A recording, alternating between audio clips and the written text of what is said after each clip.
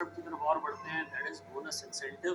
देखिए bonus incentive का क्या मतलब है। एक मजदूर को आपने कहा है कि जी आपने 1 घंटे में 1 यूनिट प्रोड्यूस किया, 1 घंटा 1 ही यूनिट प्रोड्यूस किया, उससे 1 घंटे में 2 यूनिट्स प्रोड्यूस किया, 1 घंटे में 2 यूनिट्स प्रोड्यूस कितना करना था, 1 घंटा। अब आप उसके पास गए, आपने उसको कहा जी मैंने आपको आर्ली वेजेस पे करनी थी 250, ये लो 250। उसने कहा सर ये 250 आपने दिए मुझे 1 घंटे के। उसने कहा आपने काम तो 1 घंटे का किया। सर मैंने यूनिट 2 बनाया ना। हमने कहा यार देखो काम तो 1 घंटे का हुआ है ना, 1 घंटे के वेजेस 250 बनते, ये लो।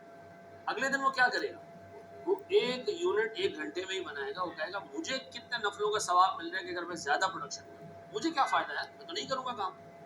तो अगर आप मजदूर को आर्ली रेट पे कर रहे हो और उसको आपने एक टारगेट दिया है, बिलीव मी वो टारगेट से कभी आगे नहीं जाएगा, यूनिट्स प्रोड्यूस करने का कभी उससे आगे नहीं जाएगा।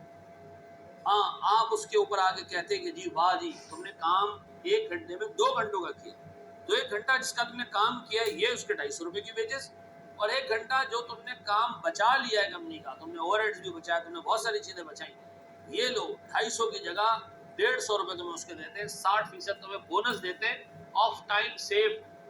ठीक है जी, ऑफ टाइम सेव। सर इस पूरे कॉन्सेप्ट को प्रैक्टिकली ज्यादा घंटों के अंदर कैसे करेंगे, आए देखें। एक मजदूर को आपने कहा जी 8 घंटे आना है रोज, और 8 घंटे में 16 यूनिट्स प्रोड्यूस करने उसका टारगेट।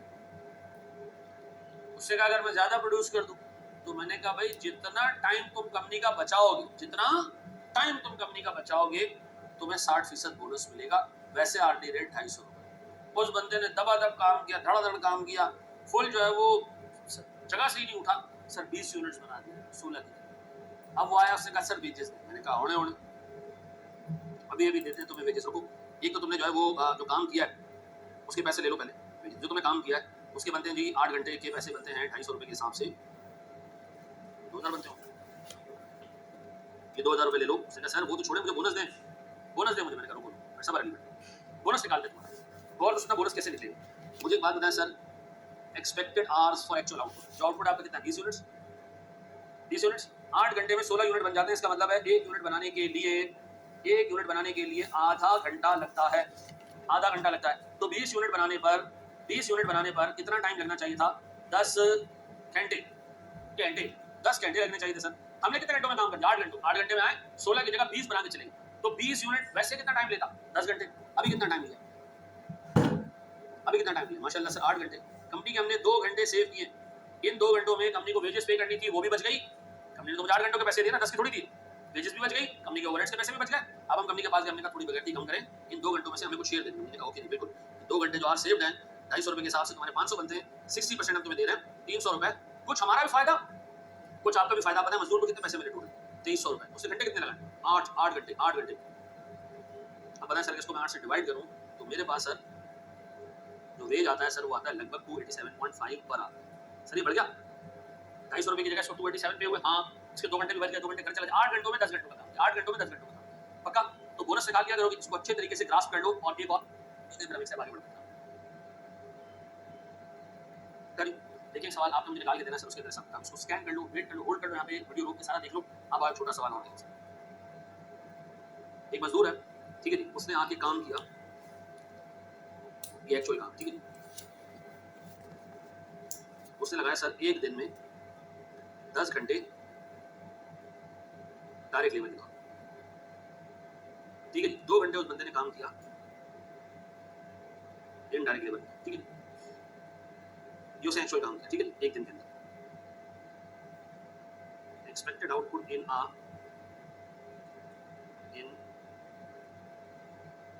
10 आवर्स, so 10 घंटे लगा, इन 10 hours expected output is 150 units, ठीक है जी। एक्चुअल आउटपुट इन 10 आवर्स हमने किया जी 210। हमारा वेज रेट है 105 रुपए per hour, no overtime, कोई ओवर टाइम नहीं, ठीक है जी। अब बताएं सर कंपनी की वेजेस निकाल के दें, कंपनी को कितने रुपए मजदूर को पे करने हैं। देखिए सबसे पहले तो काम ये करें, स्टेप 1, इसको इन स्टेप्स को याद रखना। Actual work done, actual work done, कितने यूनिट प्रोड्यूस किए सर, एक्चुअल कितने आवर्स हमने लगाए सर, डायरेक्ट आवर्स 10, फिर इनडायरेक्ट आवर्स 2, टोटल कितने हो गए जी? 12 घंटे का टोटल। मेरे प्यारे बच्चों बहुत से देखा 12 घंटे का टोटल। अब मैं आपसे एक चीज जानना चाह रहा हूँ, स्टेप 2 बोनस। बोनस आवर्स, उसको हम कहते हैं टाइम सेव। बताएं सर टाइम कैसे सेव किया, कितना सेव किया बताएं जी। Expected time for actual output. Sir आपको 10 घंटों में 150 यूनिट बनाने थे, आपने 210 बना दिए। तो एक काम कर सकते हो, ये बता सकते हो सर मेरे पास 150 यूनिट है, ठीक है जी, 150 यूनिट डिवाइडेड बाय 10 यानी 1 घंटे में 15 यूनिट बनते हैं, ठीक है जी, 1 घंटे में 15 यूनिट बनते हैं, 1 घंटे में 15 यूनिट बनते हैं। आपने बनाए कितने?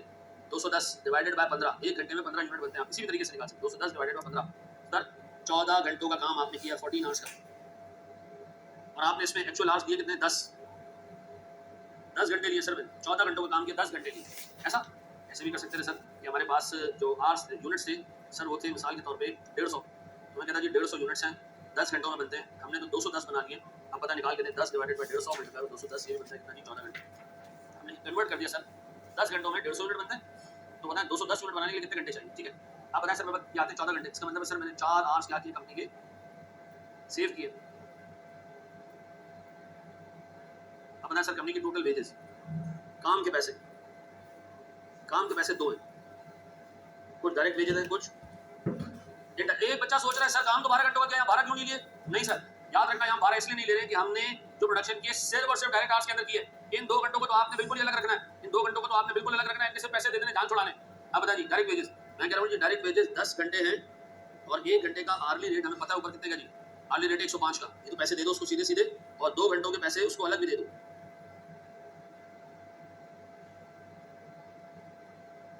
कितने बनते हैं जनाब? 10 इंटू 105 याद है जी 1050 रुपए, और सर 2 इंटू 105 याद है जी 210 रुपए। अब हमने दूसरी चीज क्या दी? इनाम। इनाम में क्या सर हमारे पास बोनस है सर, बोनस टाइम से हुए 4 घंटे, 105 के हिसाब से 60% बोनस, 4 इंटू 105 इंटू 0.6 क्या था सर? 252। याद रखना डायरेक्ट वेजेस के अलावा जितने भी कंपोनेंट्स हैं वो सारे ओवरहेड्स हैं, वो सारे ओवरहेड्स हैं। अब बताएं इसको मैं कैसे रिकॉर्ड करूंगा? मैं एंट्री पास करूंगा, वेजेस एक्सपेंस डेबिट कितने से? 1050, ओवरहेड्स डेबिट कितने से? 210 और 252 सर, 462, और कैश या क्रेडिटर्स क्रेडिट सर 1512। डन, ये आ गया सर मेरे पास वेजेस का हिसाब किताब। कर लोगे मेरे बच्चों? बोनस देख लिया। याद रखना बोनस कैलकुलेट करने के लिए हमेशा सिर्फ डायरेक्ट आवर्स को कंसीडर करोगे, इनडायरेक्ट आवर्स कंसीडर नहीं होंगे। डायरेक्ट आवर्स की मिसाल ऐसी उसने मजदूरी की, मशीन सही करके उसको पैसे मिल गए, मिलकर खत्म। हाँ, इनडायरेक्ट आवर्स ओवर टाइम के लिए जरूर कंसीडर होंगी, बोनस के लिए कंसीडर नहीं होंगी। तो बोनस सर आता ही डायरेक्ट लेबर के लिए, डायरेक्ट आवर्स के लिए प्रोडक्शन कितने घंटों में होनी चाहिए और कितने डायरेक्ट आवर्स में प्रोडक्शन हुई है ना जी। Very much.